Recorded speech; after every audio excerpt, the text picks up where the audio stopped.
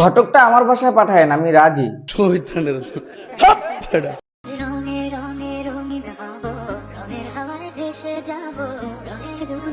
রঙের দুনিয়া হারিয়ে যাওয়া লাগবে না, যেহেতু বাংলা বলতে পারেন বাংলাদেশে চলে আসেন। বলেন কি?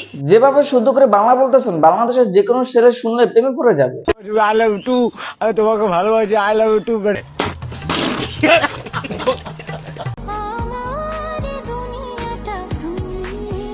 যেভাবে হাসি দিয়া বাংলা গানের সাথে ভিডিও বানাতেছেন, বাংলাদেশের ছেলেরা তো পাগল হয়ে যাবে।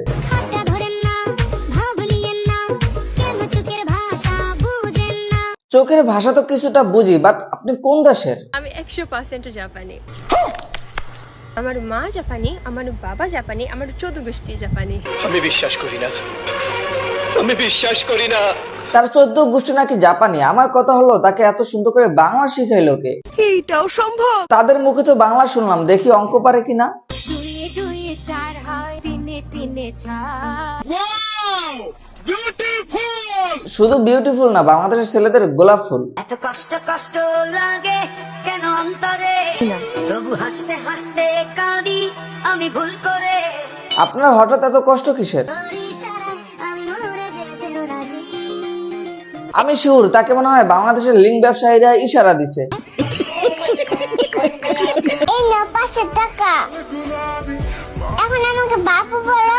বাবু বললাম, বাট আপনি ছেলে বাবু নাকি মেয়ে বাবু? আমি তো কনফিউজ। I am back. আসসালামু আলাইকুম, চলে আসছি আবার। তাই নাকি?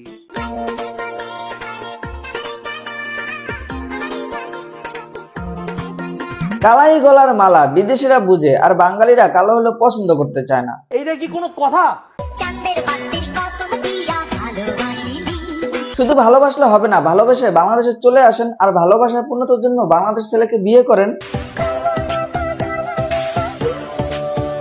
এত সুন্দর করে বাংলা বলতে পারেন, বাংলাদেশ ছেলেদের বিয়ে করলে প্রবলেম কি? জানি না। যাই হোক, বিয়ে করুক বা না করুক, আপু বাংলা বলা শিখছে, বাংলাদেশ ছেলেদেরকে ভালো লাগে তাই।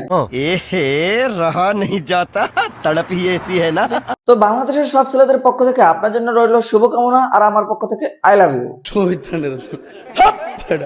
তো আজ এ পর্যন্ত। যারা ফেসবুক থেকে দেখতেছেন পেজটা ফলো করে দিবেন, আর যারা ইউটিউব থেকে দেখতেছেন সাবস্ক্রাইব করে দিবেন। ধন্যবাদ।